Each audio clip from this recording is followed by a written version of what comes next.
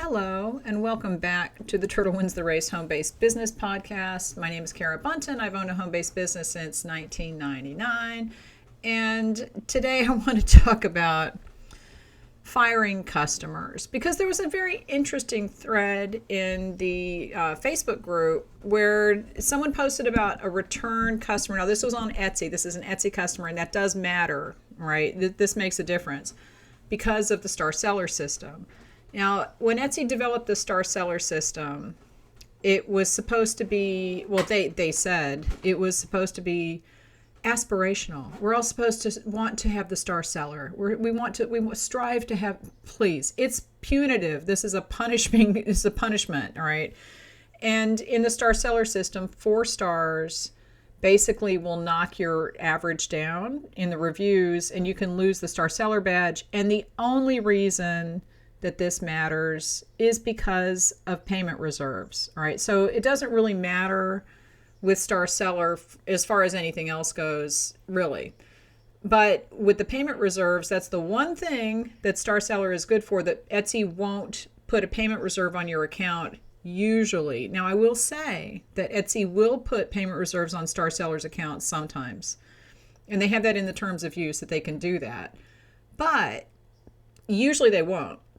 Sometimes they will, usually they won't. But that's one reason why people want the star seller badge, is it protects you from having Etsy keep your money. All right, so having gotten that out of the way, let's talk about this situation. So this person posted that he had a customer that keeps coming back and buying from him. So she's a longtime repeat customer, but she never leaves more than 4-star reviews. Okay, so in a normal situation, that would be fine because a 4-star review is a good review. And it just, I mean, some people don't leave 5-star reviews. Some people never do, just on principle, whatever that is in their heads. But in the Etsy star seller system, that could lose you the star seller badge depending on if they, like he said this specific customer will come and buy 10 things and then leave 10 4-star reviews, and that'll knock your average down pretty quickly. Now, he did say that wasn't really an issue for him, but the other part of it I'll talk about in a minute. But anyway, but so this person keeps coming back, leaving 4-star reviews. Now, like I said, in any normal system, that's fine. In Etsy's system, it might not be. Okay, so we just need to understand that part of it, because I know that people are going to say, this is a repeat customer. She gives you 4-star reviews. Those are good. There's a little bit of a bigger picture because of the star seller program. So you have to keep that in mind. And it's also what I alluded to, is that the aggravation that she would leave a 4-star review and then say, this item was great. I loved it. But, and then she had a big but. Let's talk about her big but. Okay. And yes, that's one of my favorite Pee Wee references. Let's talk about your big but. Everyone has a big but. When you say but at the end of the sentence, it basically negates everything in front of it. And then you complain and you can say, well, I said it was nice. But in this case, it wasn't nice because it was constant. And this seller is like, number one, I'm worried about the star seller review because of the payment reserve. Number two, it's just as irritating when she's posting things that say, oh, this is great, I liked it, except for these 10 details. If every single review that you get from someone is like that, it will irritate you. It'll start to really, you see her name on the order and you're like, oh my God. And when that happens, you have a problem that you have to address. Now, firing customers, because there were a lot of comments on that thread where people said, this is a return customer. You should do everything you can to keep her. And I'm thinking, no, that's not really, I mean, if it's a good customer who doesn't irritate you every time she places an order, then yes. But I did it, like one of my first podcasts was, you don't have to take every order. And I have fired so many customers over the years, whether it was in a retail store in person, and that was fun. I'll tell you about that one. Whether it was my wedding cake customers, whether it was like I've had customers who get custom wafer paper printed, and they want things that are just not going to work. And I've told people it's not going to work. I won't do it. And they're like, well, fine, I'll go find someone else. I'm like, you go find someone else because you're going to complain and they're going to be the ones you're complaining to. And I don't need to hear that. I know it's not going to work. I'm not going to do the job. Okay. Same thing when I was doing cakes. People would ask for things that were just ridiculous. And I would say, you can't do that. And they would get all huffy. Don't you want my business? I'm like, no, I don't.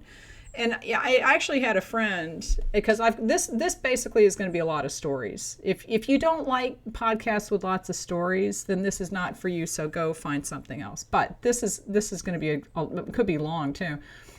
This reminded me of my friend who used to do cakes, and she had some girl come for a tasting appointment, demanding all this kind of stuff. And Debbie was like, I can't do that. It won't work. And the customer just kept insisting and insisting and insisting. And she finally said, let's just cut to the chase. Are you going to do it or not? And Debbie's like, no. And she said this girl was so confused, because apparently she's the kind of person that never expected anyone to say no to her. And she was very confused when someone finally did. So there's that type of customer. Then we have the customers like we're talking about with the reviews that are just kind of the nitpicky customers, okay? You don't have to take a job. Just because someone is a return customer, if they're constantly complaining, you don't have to take the job. And it might be better for you mentally if you don't. So the idea that you have to keep every return customer just because they're a return customer and they order consistently, no. How much is the cost of the aggravation? If it's a great customer, I have customers who are fantastic, and they send me direct messages. I need 100 of these. I will print them that day and send them off as fast as I can, because they're such good customers. They're repeat customers. If they make a mistake, they don't blame it on me. You have to weigh everything individually. So the blanket statement of you have to keep every customer, and if it's a return customer, it's even better. No. If it's a pain in the ass, they're a pain in the ass, regardless. Okay, and now I have to have a drink. Hold on a minute. This is hot chocolate today, FYI. I've started drinking hot chocolate. Okay, so let's talk about different types of customers who you might want to fire, because I've got stories for all of them. All right, so we'll go way back to my retail days when I was a manager in a department store. Now, this is not my department store. I don't own it. I'm the manager in the department, and you get the same customers coming in all the time. This is the same thing. It's a repeat customer. We had two people who were repeat customers, who everyone in the building wanted to fire them. Nobody liked these people because they were demanding, they were rude, they were condescending, they constantly wanted discounts, they would nitpick things, they would complain about things before they bought them. It's just that kind of customer. And basically, these people would walk into the department, and every cashier was like, I need to go on break now. It's time for my break. And I knew who these people were. Everybody knew who they were. And one of them was this old woman. Oh my God, she must have been in her 80s at that point, but she dressed like she was 12 years old.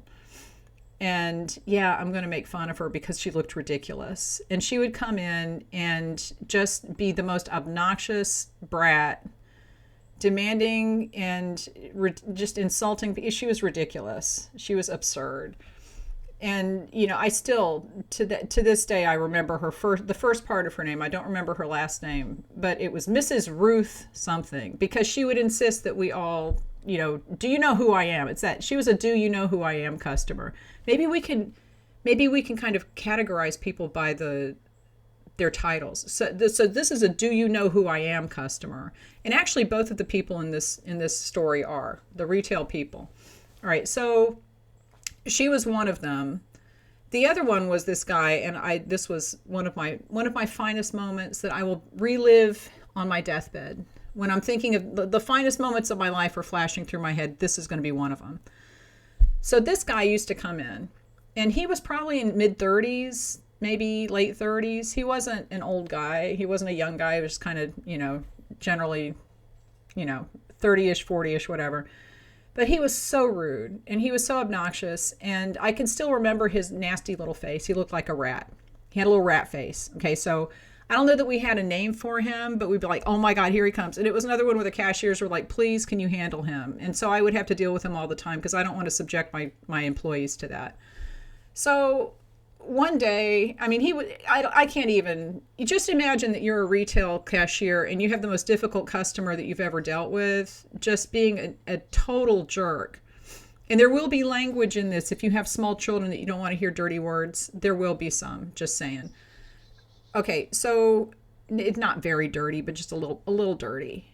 And kids, don't repeat these things because these people are nasty and you don't want to say this. All right, so one day, this was my finest moment. I love it. We were all friends with the HR manager because he was a great guy, right? So, and he would come down and kind of float around the store and talk to people and, see what was going on. So one day when I had turned my notice in, this was like the last week that I was working in this store. So I had nothing to lose. I was not going to get fired for talking to this guy. I don't care if I lost, but, I was doing a favor to the clerks in my department, in the whole store. I was doing the whole store a favor. Every employee in that store was applauding me that day. So I'm standing there talking to the HR manager, like we're leaning on the racks, talking, okay? Just chatting.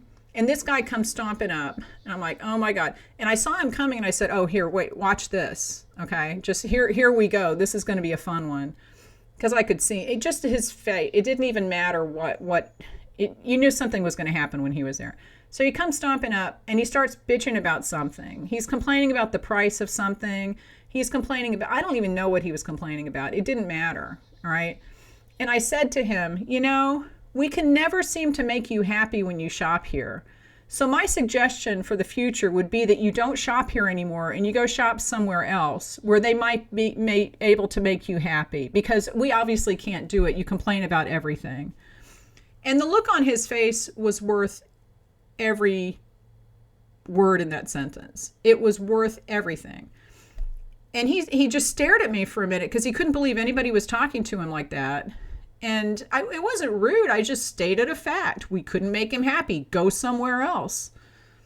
And he said, you're a real asshole, aren't you? And I said, it takes one to know one.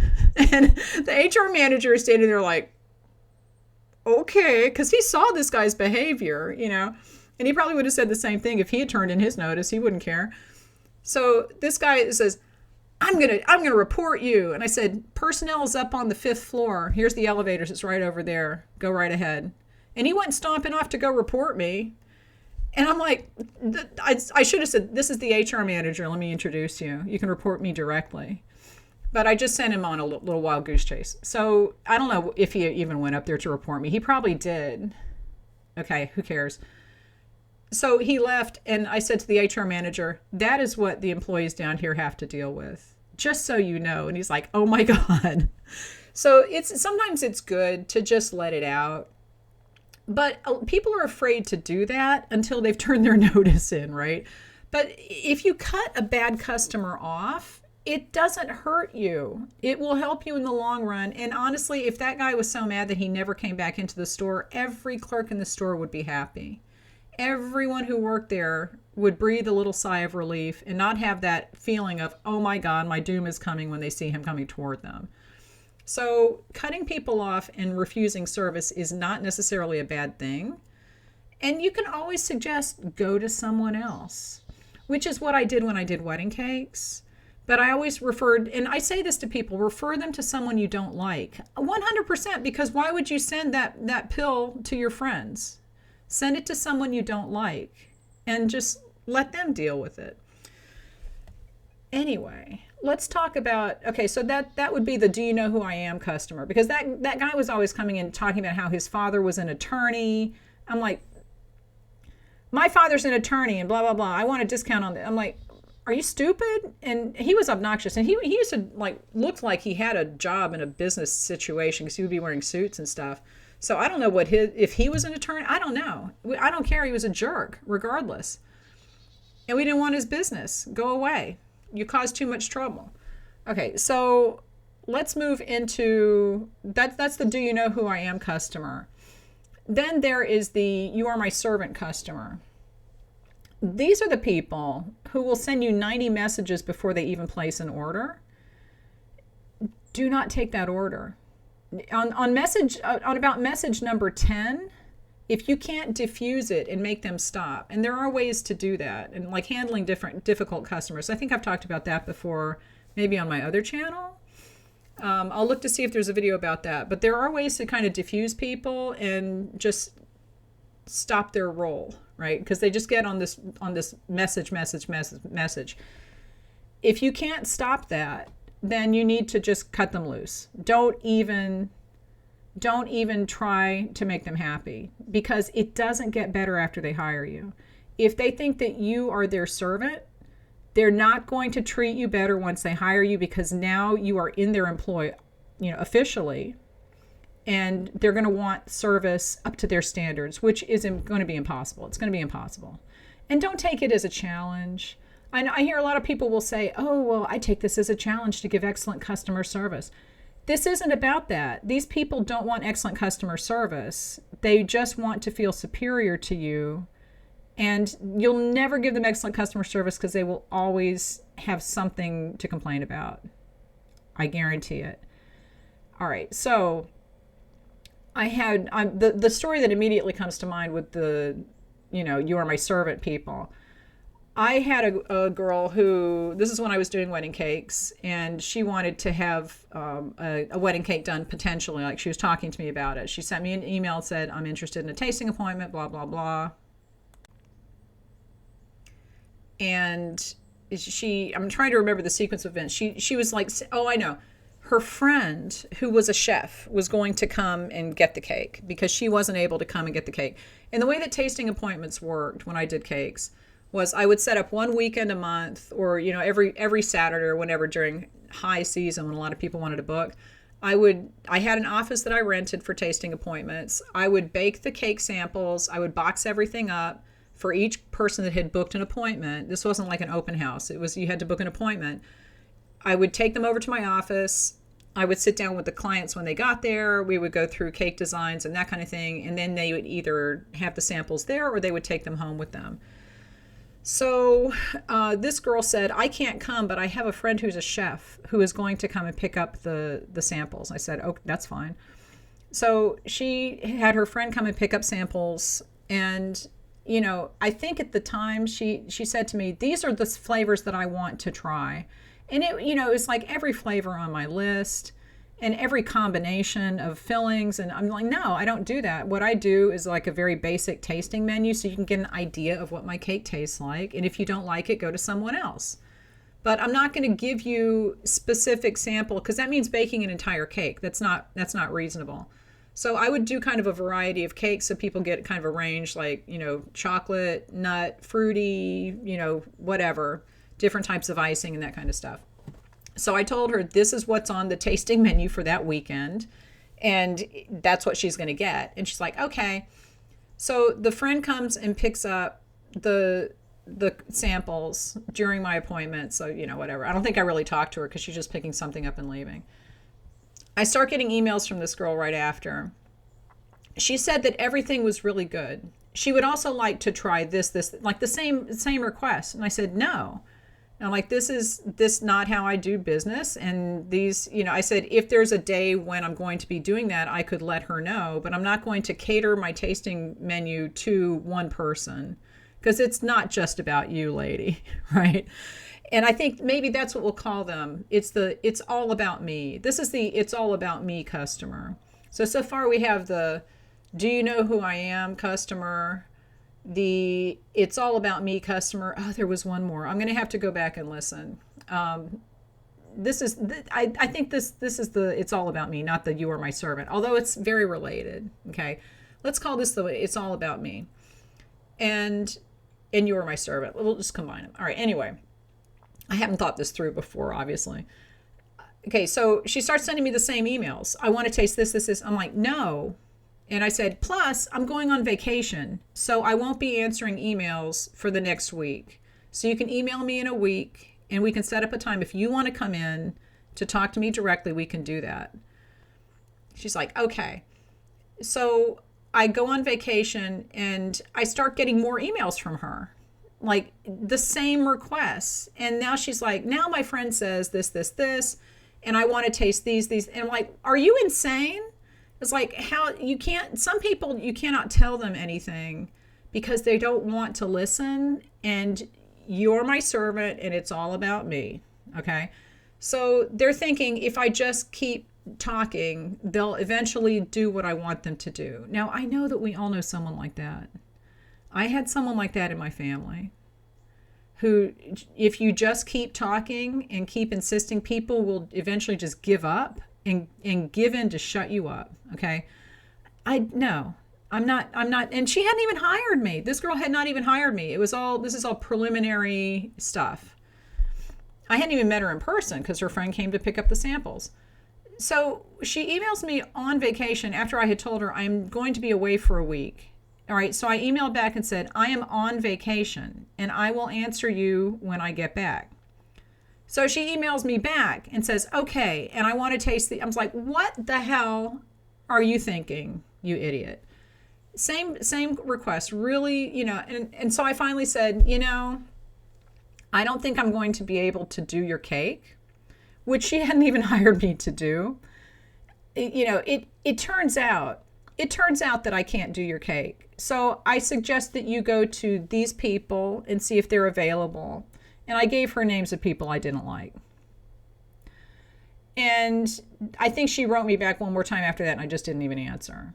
Okay, so if you get someone who is really demanding before they even hire you, if you get the Etsy customer who sends you 90 emails asking stupid questions that's in the description, asking like really, really specific things that they're just going to nitpick everything, it is not worth the aggravation, and it is not going to get better once they buy from you.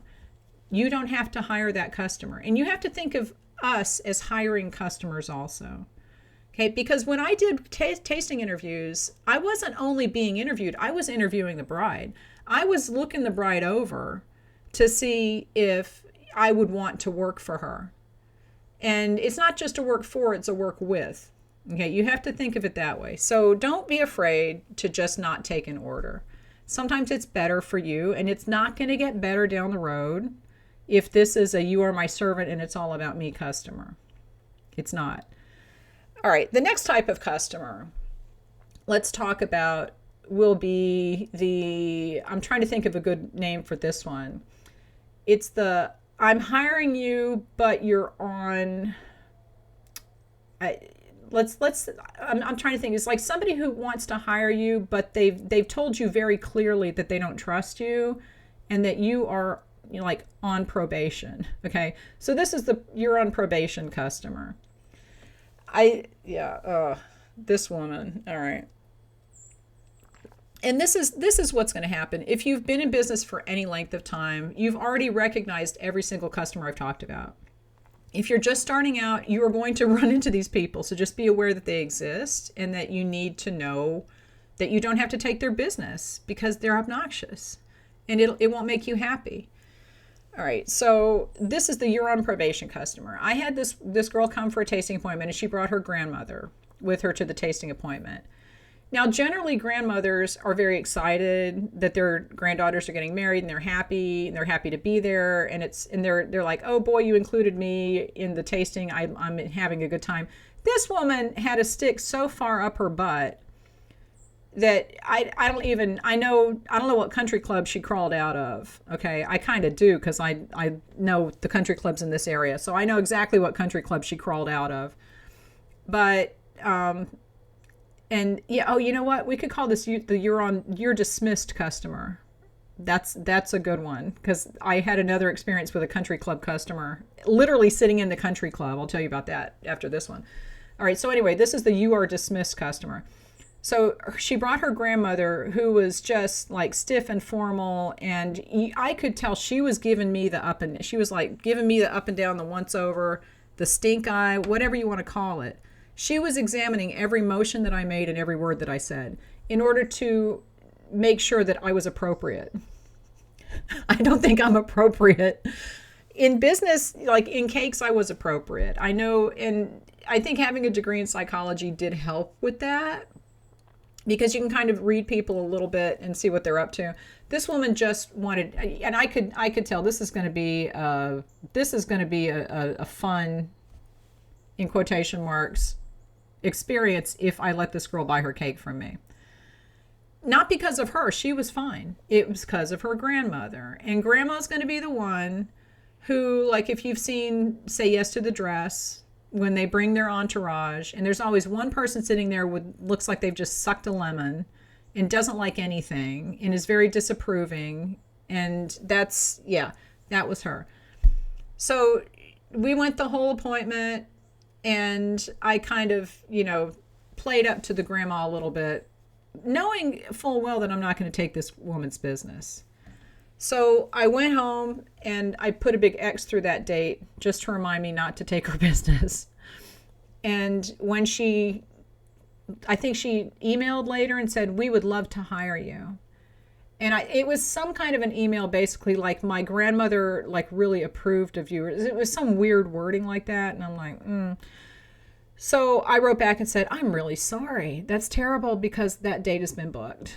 Because I don't want to deal with that. And that if grandma is overseeing the appointments at that capacity, like where she's really scrutinizing people, then that is going to be not the bride, but the entourage is going to be the ones that complain about something, which will then make the bride complain about something.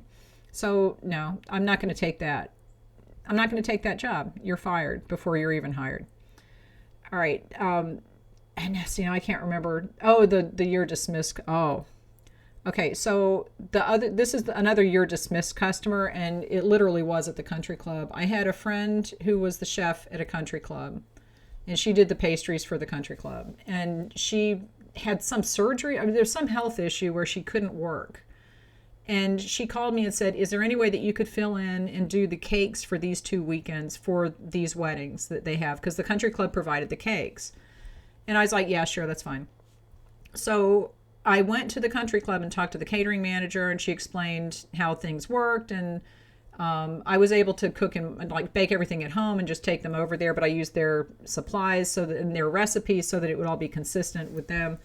But one of the mothers of the bride, it's never the brides, it's the mothers of the bride, wanted to come in and talk to me about the cake design. So I said, sure. So I came in and I was talking to this woman, just stereotypical country club lady, right? And although I shouldn't call her a lady, anyway, woman, this country club woman. So we talked about the cake, blah, blah, blah. Everything was going fine. And we were kind of wrapping up. And then she says, "Well, I don't want to keep you." And then she stopped talking and just looked at me. And I'm thinking to myself, have I just been dismissed? And she didn't say "you're dismissed," but she said "you're dismissed." And I'm like, dude, that was incredibly rude. I was about to leave anyway. We were done. You don't have to dismiss me, you old cow. So I left, and I think I made the cake, obviously, but it was done with bitterness. Okay, I didn't enjoy it because of that customer. And honestly, that's the kind of thing that if somebody did that and I'm like, oh, wow. Now, I would not take the job if I hadn't taken it because I don't like that attitude. I don't like their attitude. Okay, so just be aware that there are "you're dismissed" customers out there. And if you get that vibe, you don't have to take the job, okay? Because they will find fault with you for something. And I'm sure that she complained to the country club about something and they absorbed it because it was their fault. Whatever. I don't even remember what the cake was probably pretty basic. I think it was a cake with flowers on it, So anyway, there are many types of customers. Well, let's go back to this Etsy situation because this is the nitpicker. This customer is the nitpicker. And it is made a little bit more confusing because she comes back and buys more stuff and gives good reviews. But they're 4-star reviews in an Etsy system that's not a good review. This makes no sense, but it's how Etsy is set up with a star seller thing. And really the concern is the payment reserves, right? Big deal if you don't get star seller 1 month, so what? It's the payment reserves you have to be really careful about, or else Etsy's going to hold your money for God knows how long, okay? And the way that their payment reserves work is not necessarily how it actually functions once they put one on your account. So you have to be careful with that. So the advice in the group was, ranged from cancel her orders to write her a message and tell her that the 4 stars are hurting your shop because of the way that Etsy is set up, to how dare you even think about canceling the orders for a loyal repeat customer. The key thing here, though, is that she would leave the 4-star reviews with a long complaint, like with the added complaint, I liked it, but, and here comes her big butt, okay? So she would drag her big butt onto the reviews. And every single time you see one of those reviews, you know that it eats you a little bit. It just irritates you, and you know that they liked it, but they have to nitpick something. And this woman nitpicked everything. Okay, so she's the picker. All right, we're going to call her the picker. She's just, if anyone's seen The Music Man, is it pick a little, cluck a little, pick a little, cluck a little, pick, pick, pick? It's a bunch of chickens. We'll call her the chicken. No, the chicken lady. We'll call her the chicken lady. All right, for the Kids in the Hall fans out there. All right, so then you get the chicken lady who just picks at everything. And she's one of them. Now, you could say, well, in this case, especially in this case, those 4-star reviews were not really going to affect the star seller because this person had enough reviews to absorb them. But it's irritating, okay? You don't have to take every customer if they just irritate the crap out of you. And the chicken lady customers will do that. They will irritate the crap out of you because they're just picking at things they're nothing, and they say I like it, but here's my big chicken butt. Chicken lady, chicken butt. What is that saying about chicken butt? So what, chicken butt? No, there's something. My kids used to say something about chicken butt. I can't remember. If you remember, because I don't think my kids made it up, just post it in the comments. Anyway, my feeling about this specific customer is that I think the first thing I would do is write to her and say, I really appreciate your business. However, I don't know that you're aware, but the 4-star reviews are not, helping me. And even though I know a 4-star review is good, Etsy's system doesn't let us look at a 4-star review the same way that everybody else does. And if you have a website, you can direct her to your website to shop. That's fine. If you don't, I would send that message and just, say, if you could in the future, consider leaving 5-star reviews if you're happy with everything, I would really appreciate it. And let me know what I can do to help you. If you want to do that, okay? But if you've dealt with this person for so long that it's not going to make a difference, just write to her and say, I'm afraid that because of all of the complaints and things that you don't like about the products, you could also say, I'm a little confused because you keep buying from me. And you seem to have things that concern you about each thing that you buy. So I don't know how I can help you. Like, I don't know how I can make things better because no matter what I sell you, you have something that you don't like about it. And then you can say, I'm afraid that I can't make you happy, and I would suggest that you go shop somewhere else. And you know what? If she's offended, that's okay. Because she feels free to come onto your shop and say, I like it, but, and then drag her big chicken butt onto your reviews. That doesn't look good for other people that come behind her too and see her big chicken butt, right? So she's got all these little nitpicky complaints, and everybody who's reading those reviews sees those things. There's a lot to weigh here. There's a lot to say, is it worth it? Is it not worth it? Or is she the only customer that you have? If that's the case, I might actually write to her. This is something you could write to her in the next order that she places and say, hey, you order from me a lot. I'll give you 20% discount if you just send me an email directly and tell me what you want, and I'll send you a PayPal invoice and you can pay it there. And that way you take her off of Etsy completely. And this is okay to do if it's after the Etsy order has been completed. You can't do that beforehand. So you can't just email her directly and say, hey, let's go off of Etsy. But if you put that in a message in a box on Etsy, like the next order that she places, put the message in the box and send it to her, then she can choose to do that or not. And you can also choose not to take her orders, right? And, tell her, I'm willing, since you're a repeat customer, I will give you a discount if you order off of Etsy. I can't do it on Etsy because of the way the coupon system works, which is true.